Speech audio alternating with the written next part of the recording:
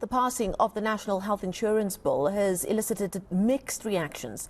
The NHI will cover all South Africans, employed or unemployed, regardless of income.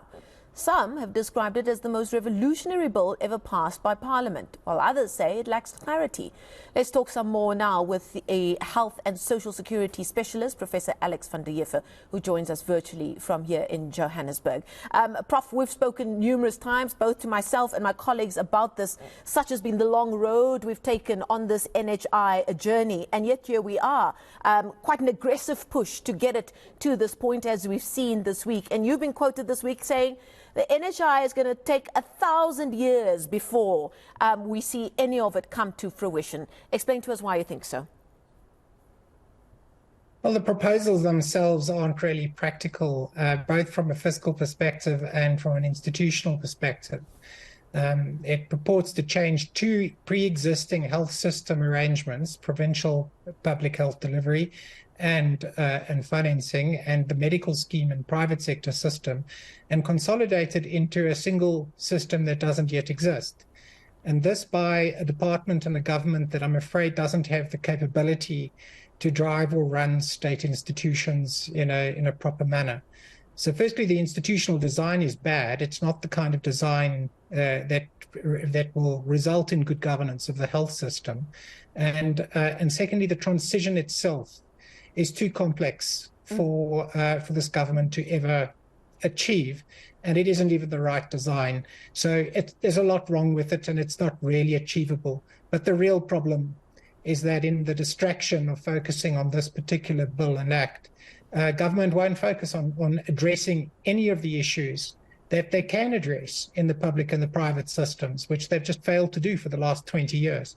Let's talk a bit about that, because you have written about this extensively. I've heard you talk about it extensively, both through work that you've done, other think tanks. We've had the Competition Commission's health market inquiry as well. And there's like a golden thread going through all of those findings and all of the research and the recommendations that have made. And the ones that you point to are things like equalizing health risks, social reinsurance, a licensing framework for private hospitals, and the list goes on, because your point there is that there's a lot that can be fixed both in public and private healthcare based on the framework that government already has to its availability. Talk to us a bit about what you believe are sort of your top 3 or 5 things that really can be fixed before we talk about any pie-in-the-sky NHI plans. Well, firstly, our public system, which is a potentially very functional health system, which operates at a provincial level and which internationally is a fairly standard approach to providing free public services, needs a governance framework that eliminates the patronage that has basically captured and broken large parts of the public health system. So we see in the Western Cape, for instance, a very functional provincial health system that operates very well, showing the model actually can work. So the architecture is not problematic at all. And it's not a resource problem. This is a governance problem. So the governance features that need to change at a principal level involve the separation of members of the executive from the administrations. So without going into the detail, that is one core component of it. The rest involves appropriate decentralization and autonomy given to people who operate health services under localized accountability structures. That doesn't require an overriding change to the architecture of the system, but pushes a lot of the decision-making down closer to the ground. That is required in the public system, and you'll find that in every well-functioning health system around the world. There's no other way to do it. In the private sector, the regulatory framework proposed by the health market inquiry is the kind of benchmark framework that is recommended for regulated private health markets around the world.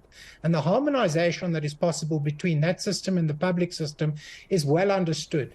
So there is no need to create a third system. It's like taking the Dutch system and converting it into the German system. Why would you do that when you get no practical advantage from it? So our issue is that what we require in South Africa is not an architectural change to the overriding system, but a set of discrete interventions that improve governance. is the big concern here that this is being pushed at this kind of speed? Because I see the National Council of Provinces has commented on it, COSATU calling on the NCOP to move with speed, as they say, to pass this legislation, that we cannot not look at this without considering the looming elections happening next year, and that we've seen a politicization of a very important sector like health in South Africa. Yeah, so the political imperative here is really it's window dressing health reform. It's not a real, true, substantive health reform. It is for politicking. It's nothing of substance will happen. And as you will note in all the public comments, that they're kicking the can down the road in terms of anything that will actually achieve anything out of this reform in any reasonable time period. So it's really just creating the impression that they're doing something. But the problem is that they've actually done nothing of substance in everywhere else in the system. So this is not going to achieve a lot. And it's important to note that this proposal was made in 2007. And between 2007 and 2023, nothing of substance analytically, cost-wise, in terms of financial frameworks, in terms of testing of models, has actually been done over that entire period. All we've really had is a series of white papers, which are a green paper, white paper, 2 white papers, and a bill that have largely just repeated the same stuff over and over again, as if they've learnt nothing in the whole intervening period. So this suggests very strongly that this is really just a political move. It is not a true public interest-oriented health reform. And it will go nowhere. And it is actually very sad that this is the kind of approach we're facing at this point.